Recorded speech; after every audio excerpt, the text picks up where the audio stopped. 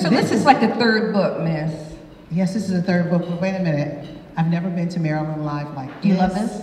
With the Maryland Legislative Black Caucus. It's in the off, middle. Yes, it's off and the look chain. look at the lamps in the middle. I'm just telling you. Cold-blooded. And it Cold-blooded, says, it's beautiful. I like the cold-blooded. That's some Indiana stuff. No, that's some black people. That's some black people That's some stuff. black people stuff. Well, I am unapologetically black as well. So am I, and I get in trouble for it. Girl, we already know. What do we know? No. First of all, this sister sits there in the White House bringing serious information to the world. To the world. This is no lightweight conversation here. And here we are listening to a person who's supposed to be the leader of this nation act like a corner street thug. And I want to say to you, the only loser I know is sitting at 1600. I need a standing round of applause and a standing ovation for this woman, April Ryan. Come on, stand up. We don't hear voices like this just anywhere. There are not that many people who are going to lay themselves down in front of that fire, be respectful, maintain their decorum, and still represent her community properly. Give her another round of applause. And I'm Marsha Hughes, and I approve that message. Marsha, thank you so much. Thank you to all of you. I'm going to say this. This is the first public appearance I've had since I was called out yesterday morning. It's crazy. It's crazy. Let's, since we're in that moment, let's talk about the moment. Okay, so I know all of you watched CNN election night, right? I was on the air with Don Lemon till 5 a.m., from 1 to 5 a.m. I have not had sleep for days. So we are in the midst of all of this, what's happening in Florida, what's happening in Georgia. Those are the key places that many of us were like, what's going on? Stacey and Andrew, and even Maryland, let's say Maryland. That's right. That's right. 2018. To have 3 African Americans to be poised, just to be poised to be governor in the South. That's saying something. Huge, huge. So in the midst of all of this, we're hearing what's happening with voter irregularities in Georgia. We're seeing video. We're hearing that, the Dems won the House. So, it's great being a Marylander because we have some bold people here.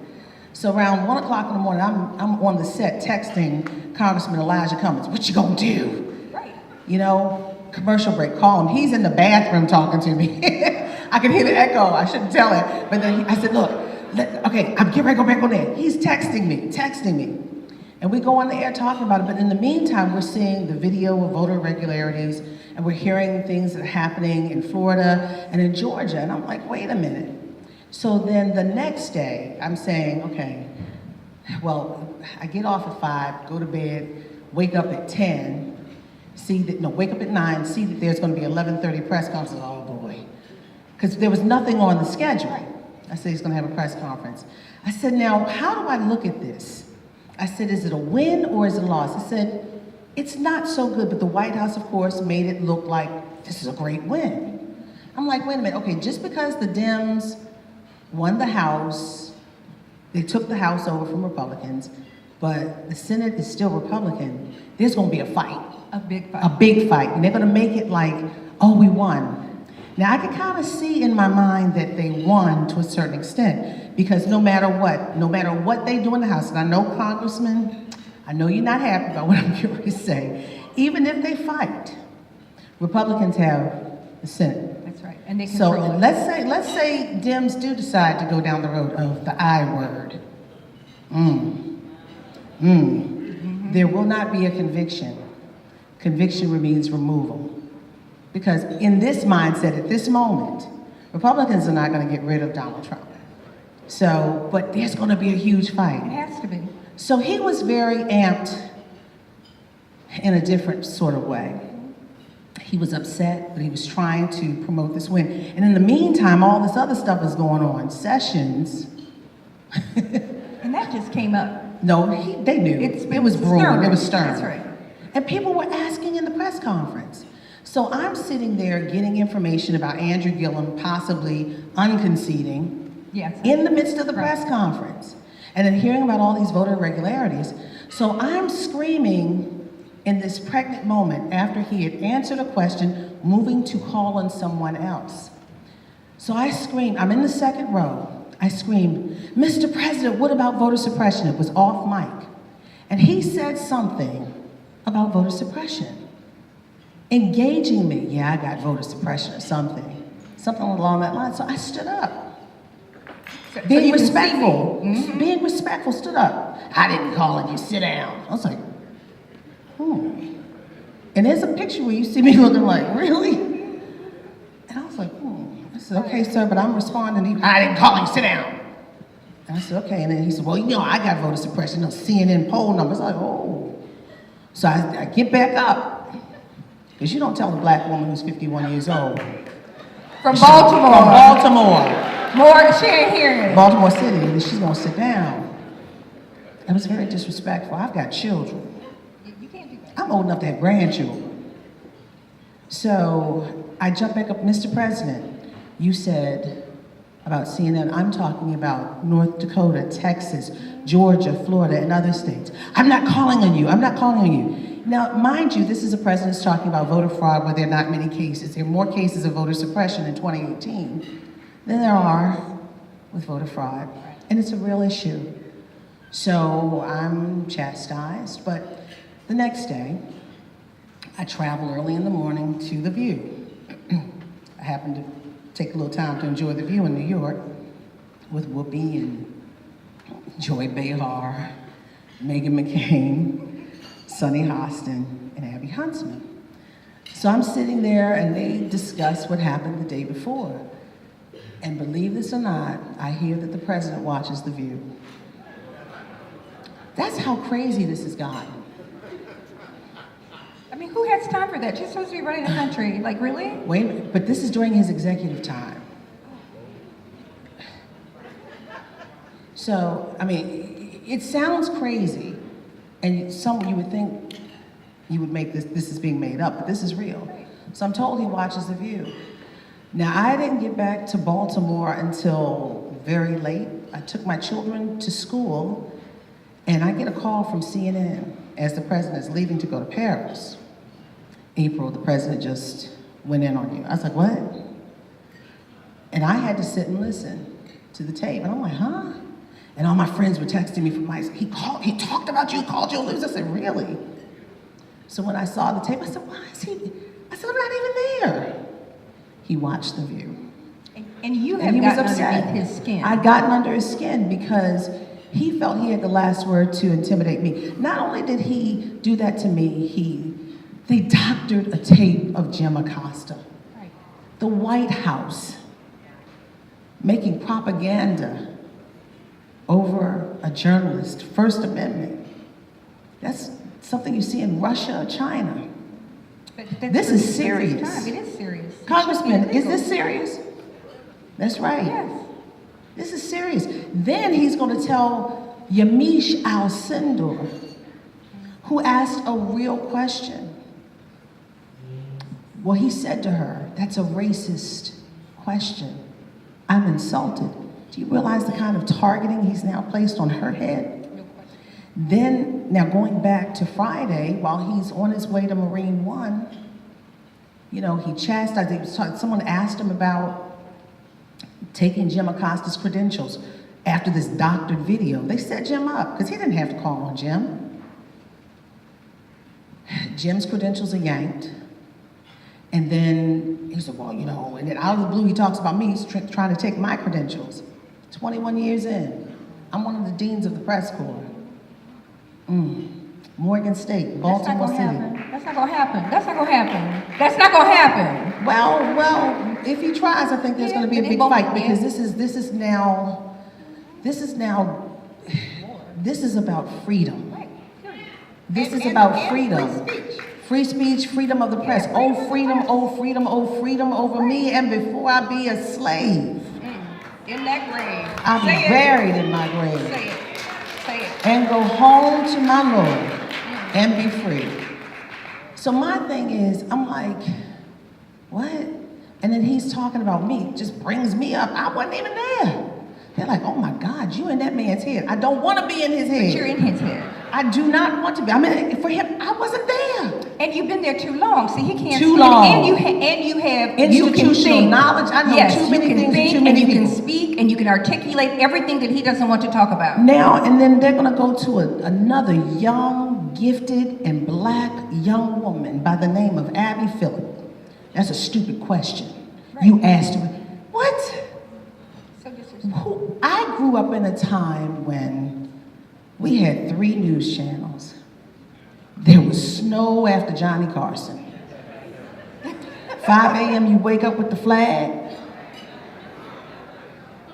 10 o'clock at night you say, do you know where your children are? You remember that?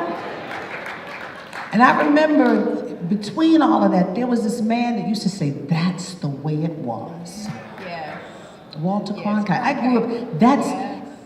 and that's what I model myself after. That's the way it was, the facts. True journalism. True journalism. See, they want to, and the president has said this, and if you don't believe me, Google it. The president says, I want the news right. I want to, make it better. Do this, do that. He wants us to write stories about it. It's like state TV or state-run radio. We are free and independent. We are a democracy. So now, where are we in 2018? We're in a very hard time and a hard day. And I think about going back to watching those news conferences with Nixon and Reagan. And I remember as a kid watching the late Helen Thomas, the late Sam Donaldson, not the late, but Sam Donaldson, the late Helen Thomas, Bill Platt, Ann Compton. And some of those people were there when I came there. And I learned from watching the masters, Bill Platt. We are in a different day today. But here's a question for you, though. We sit and I listen to it, and it just makes my skin crawl. How does the press, how does a nation, how do we have legislators here, we have leaders across this country, what can really be done? He is so delusional. He's functioning at a different level. And in order for us to put a stop to it, to be able to stop that type of intimidation in a public environment where news is important, that's real, how does that get abated? So first of all, let me say this to you. And I know many of you are here who are movers and shakers, and sometimes you don't like the press, but you need us. And I'm gonna tell you, sometimes we get it wrong, but we get it right most of the time. The mainstream, I will say that, mainstream news. But one thing that I've learned in this unique, strange perch that I've been in for over 30 years in journalism, starting here in Maryland, in Baltimore, but 21 years at the White House in this unique, strange perch, I find that leadership means service. I'm gonna say it again. Leadership means service. And it's not about us versus them.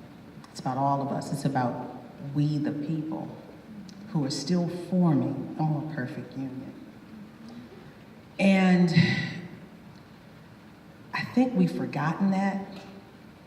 I think we've forgotten that, there are glimpses where I see that we remember we the people.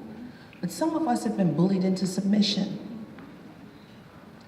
And we are so scared to say anything. But when we the people are working at our best, you see things change. When I've interviewed people, I've talked to people, I've talked to many leaders, civil rights community. I've talked to many lawmakers.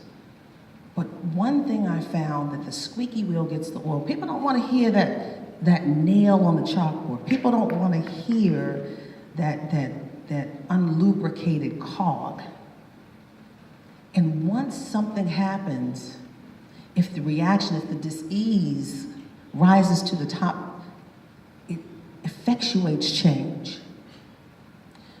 Change isn't always easy. But here's a question. When we talk about change, you have major corporations that are running CNN. Every news outlet has a corporation that has a board. How is it, and leadership within those institutions?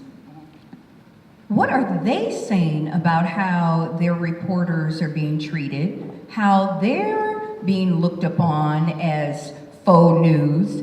What is the leadership of all of these institutions? Where's their line? Stay tuned. The fight isn't over. I mean, the way we have fought back is by doing our job. We are being warred upon. And there's this great debate right now. People are talking about, oh, all the White House correspondents should not go back to the room. They should picket, they should protest and boycott.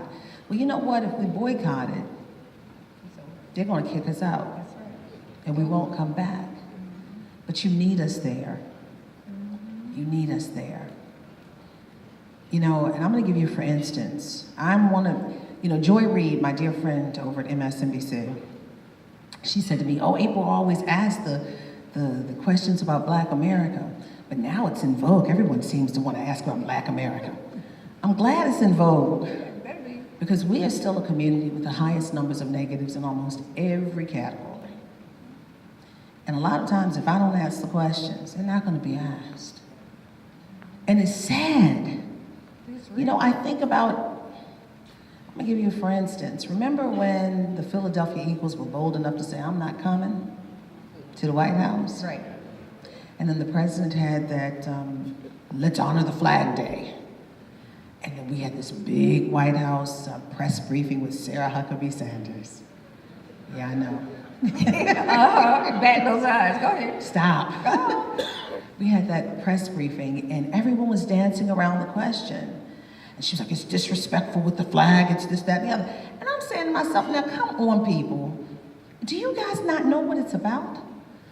So she decided not to call on me. Anytime there's a Black issue, she's like, I'm not going to call on her. And sometimes you got to get Baltimore. Well, let me not say that. Sometimes you got to get yourself. Get to your root. Get to the root. Ooh, the root. The real root. Get to the real root. And sometimes you got to scream out and say, Sarah, does the president really know what taking a knee is about? Moment.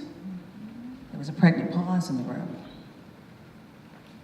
And he's somewhat stopped talking about the flag because it put the onus on him. He understands what it's about. And then, Sarah, will the president meet with both sides, policing and the community? They haven't yet, but it stopped that. Questions sometimes can impact a situation, change policy or an initiative. And I know some of the lawmakers may not like our journalists. Go back to what you just said. What? Change policy or initiative by one question. One question, and I can. But that's a powerful statement. It is, and I'm going to tell you. I'm going to give you an example. Over the 21 years that I've been there, how many of you remember the Black farmers who were protesting? Yes, they were protesting for years. John Boyd and that mule Struggle used to come to the White House, and he had a mule called Struggle and the other one called Struggling, and he would bring it to the White House. And, during Bill Clinton's time, there were two lawsuits.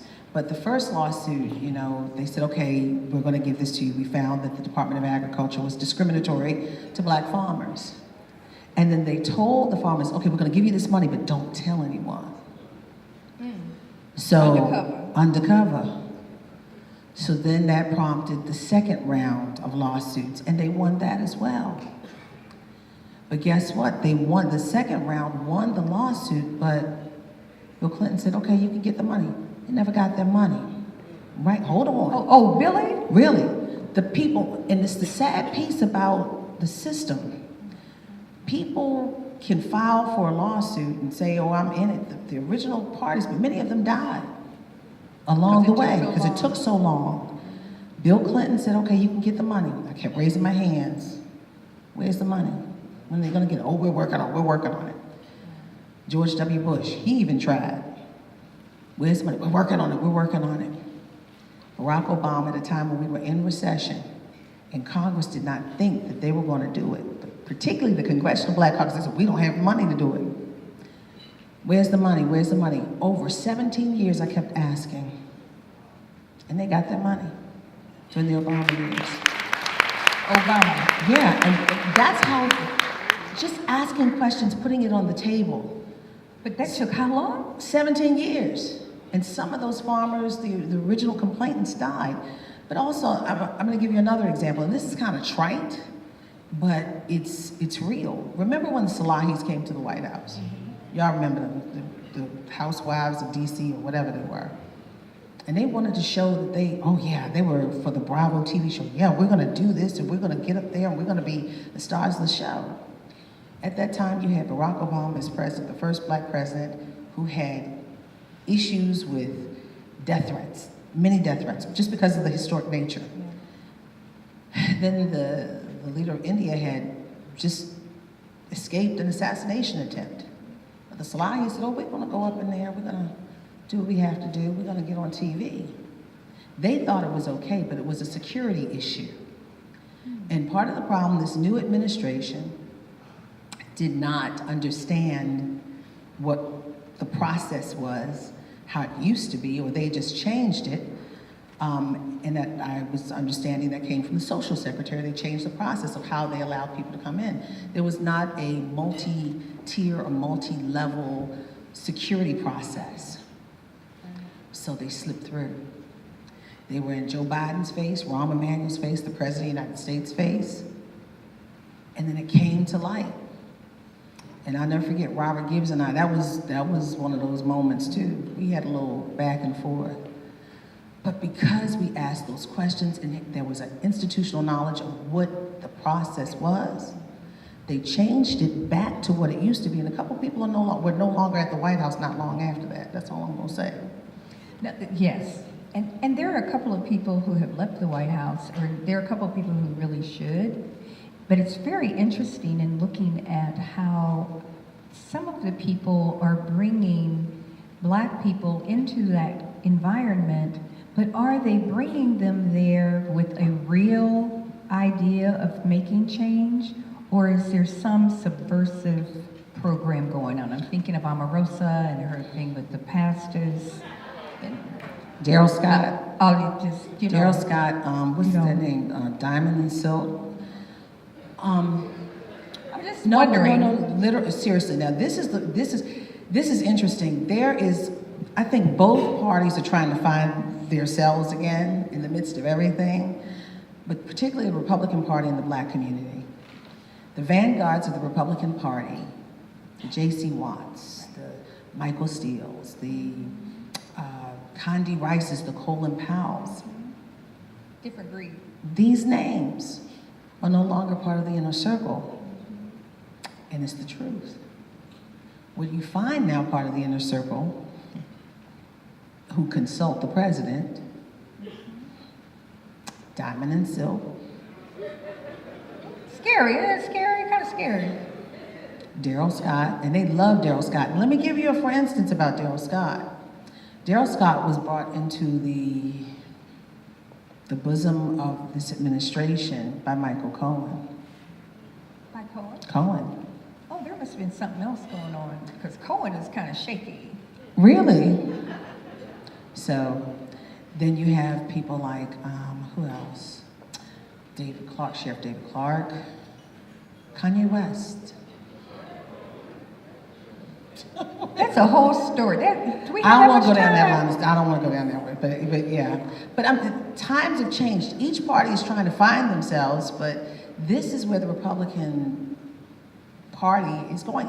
And the unfortunate thing is, you know, you have one African American in a senior position, Jerron, And Kellyanne couldn't even remember his name.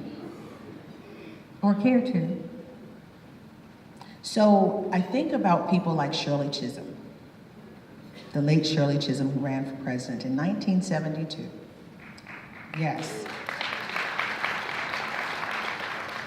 She said, if you don't have a seat at the table, bring a folding chair.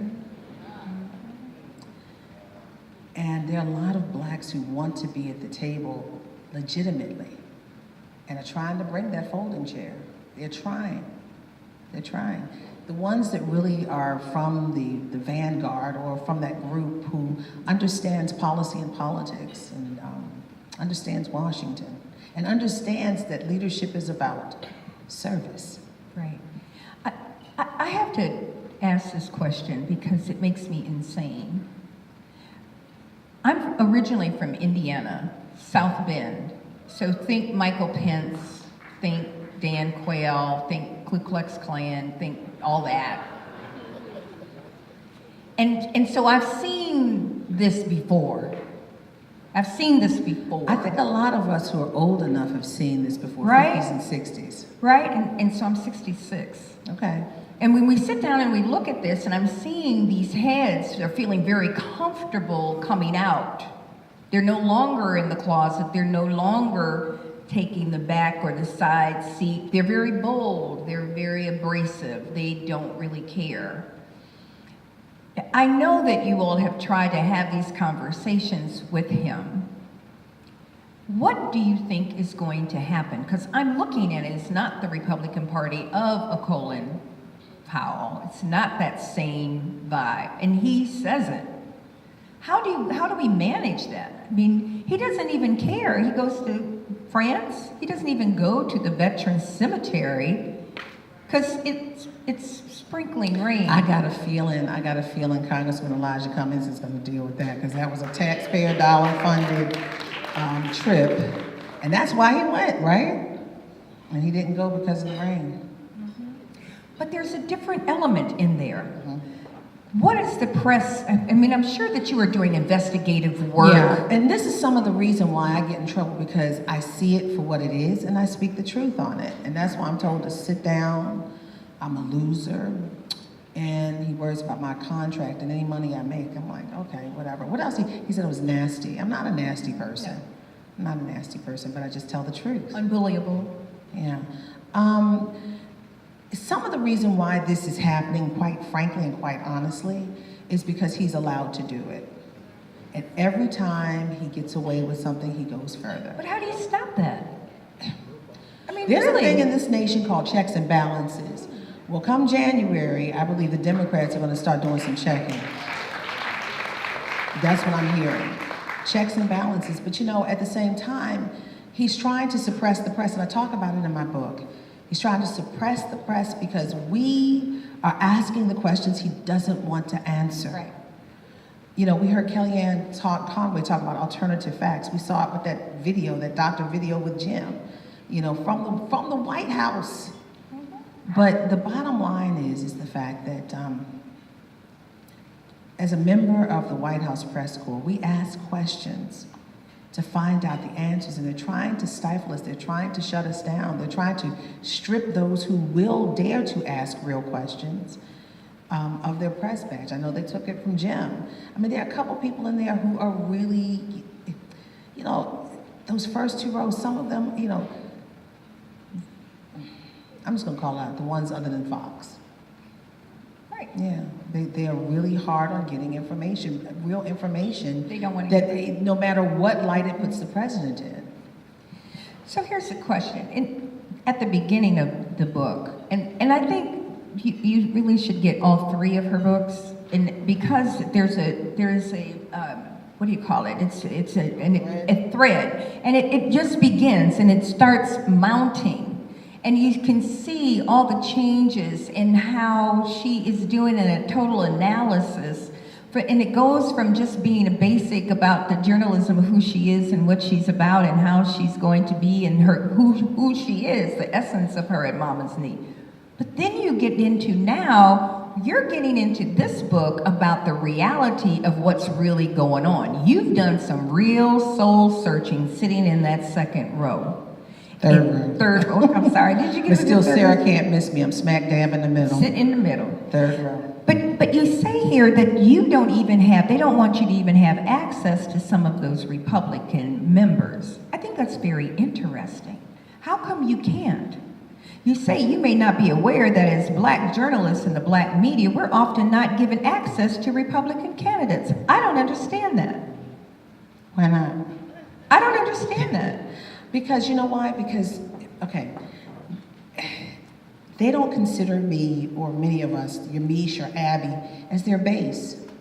And it doesn't serve them well. And that's a sad day when you look at a reporter and see the color of their skin instead of a journalist that's trying to ask a question. And I think you got that from chapter 1, right? Chapter 1 is very interesting in this book. Believe it or not, the Republican Party, before Donald Trump became president-elect or he was the nominee, it was fractured. You know this.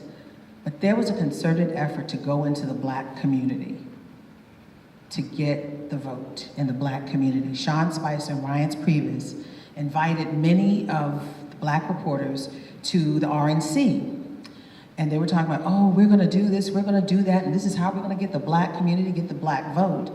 And I said to them, I said, wait a minute, you have a candidate out there who seems to be on the top of the list right now. And I said, he's very divisive. And I said, how are you gonna rein him in? They said, oh, he'll need our data.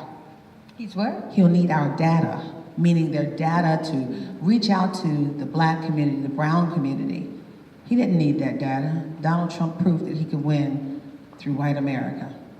He did not need the data. So therefore, the point that Ryan's and Sean were making were moot. They didn't go back into the black community. They walked away from us. They were making a concerted effort to try to get us, and then once Donald Trump showed them, I'm not thinking about your data, they walked away and they just totally turned their back on everything that they had planned to do. And they got 8% of the black vote for this presidential election. They're looking for 25% of the black vote. Now think about that. 25%. That's all they're looking for. And you're looking at droves of people who are going into that party. Is that because of Kanye West? They're saying because the economy is great and because the black unemployment rate dropped. But the black unemployment rate dropped without them doing anything. But they don't want to deal with it. They're taking this from the Obama administration. Is that part of what was happening? There's a residue. They're coasting on the residue of the Obama administration, but there are some things that are indicating that there could be a shallow economy and things could turn, the economic tide could turn soon, especially if that wall is built. Oh, we want to talk about the wall. No, I don't want to talk about the wall, with the pretty door. We're not going to talk about the wall. Okay. So you go into, and I know we're getting on our time, but how, did you say yes? 2 minutes. We got 2 minutes, You know, I can sit here forever talking to her. You go in here and you start talking about what we should be doing as black people. You give us a directive of how we should be focusing the black agenda. You say when it comes to the black agenda with presidents over the years, Florida Congresswoman Frederica Wilson says it's typically about education, criminal justice reform, health care for children, especially jobs for young people, for people who've lost a skill set, for jobs that are coming into the market now. She and I have also talked about historically black colleges and universities, but you have a lot more to say in examining the black agenda. Can you just give us 3 things that are important to you that we need as a takeaway? Then you have to buy the book and read it. The takeaway for the black community, going back to Shirley Chisholm, have a seat at the table, be a voice. I mean, this is from the unique perch that I sit. And again, you're supporting the Legislative Black Caucus, who is doing an amazing job here in Maryland. But when there are issues, your voice should be heard. Don't be silent. How can your voice stand up? And in this book, I talk about some of the basics. And sometimes we have gotten to the point where we are in that house on the hill. We have the great car, we have the Tesla, we have some red bottoms on, and we think we've done it, you know? As Cardi B, we have blood shoes on, and we're good. But you know, Iyanla Vanzant said, I am my brother's keeper, I am my sister's keeper. No, I am my brother, no, I am my sister. And we have to remember that. But we also have to remember that sometimes it goes back to the basics. I see people try to reinvent the wheel. We get on social media, we look at our smartphone and take those cute pics and hide behind an emoji saying, yeah, take that. Social media can help you organize, but it's not going to make you recognized. So what I say is, I think about the conversation I had with Mary Frances Berry, the former head of the U.S. Commission on Civil Rights, when Coretta Scott King was alive. She would call Coretta Scott King on the birthday of Dr. Martin Luther King Jr. and say, Coretta, what would Martin do? You know, when this, at this moment in time, with this. And she said it was always the same exact thing. Organize, leverage, get people together, march, talk to people who have common ideas on the same issue, and put it before those in power to make a difference. Work together for the common good. And it's the same thing, but I think, you know, so many other communities have picked up the blueprint that we have forgotten. That blueprint still works. And I'm gonna say this, I'm gonna give you some examples, and I guess I'm done. Think about what happened with those little kids in Parkland. They picked up the blueprint. And people talk about kids, oh, you know, this is historic. No, it's not. Was it 58 years ago? There were 4 black kids who sat at a lunch counter in Greensboro, North Carolina, and changed Woolworths, the 5 and dime or whatever you called it back in the day. People marched, people came together collectively. I think about zero tolerance.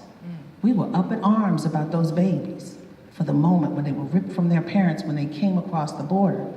And we still have the issue. Many of these kids won't be back with their parents again. Ever. Where's the outrage? Right. But I just think about how people make a difference. And the White House is paying attention because people are coming together. And the White House is just the larger scale of the State House or the City Council. But I think about this, and I think about how we the people still have a voice. And this is what my next book is going to be about, we the people. I think about how people feel like they don't matter. I think about how people feel that their vote doesn't matter. Kwesi Mfume won the City Council of Baltimore by 3 votes. Your vote matters. I think about how people said, I'm not going to take this, I'm going to show that I'm standing. I think about Inauguration Day. Inauguration Day, I was there, I could go through the crowd easily. No, I could. Because typically, at any other inauguration, it would take you about an hour, hour and a half to go, but normally it would be 15 minutes. I walked through the crowd easily. But I think about the sparse crowd on Inauguration Day. But the next day, remember that next day? The next day. A few women said, I'm not taking it. A few women said, I'm not taking it. These women said, okay, and they were even mad across the pond. They were marching in London. They were marching in Sydney, Australia. They were marching in Brooklyn, New York.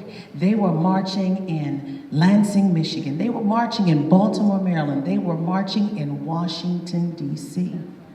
People matter. And when they marched, the White House saw it. Sean Spicer took, remember him? Yeah. Sean Spicer took a page from the president because anytime you see the press secretary upset, she reflects the president's mood. Always remember that. If she's happy, if she's sad, or if she's angry, she always reflects the president's mood. That's for any press secretary. But think about that day. Sean Spicer came out in that ill-fitting suit. Remember? That Saturday, came to the podium in that ill-fitting suit. We've had the biggest numbers ever. That's what started nailing his coffin shut.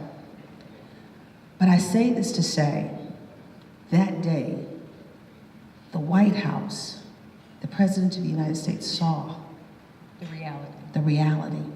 Because we, the people, said we are still forming a more perfect union. And we're not going to take it anymore. And we're not taking it anymore, that's right. April Ryan. Let's give her a round of applause. And everybody go stand in line and get the book. Thank you. Thank you.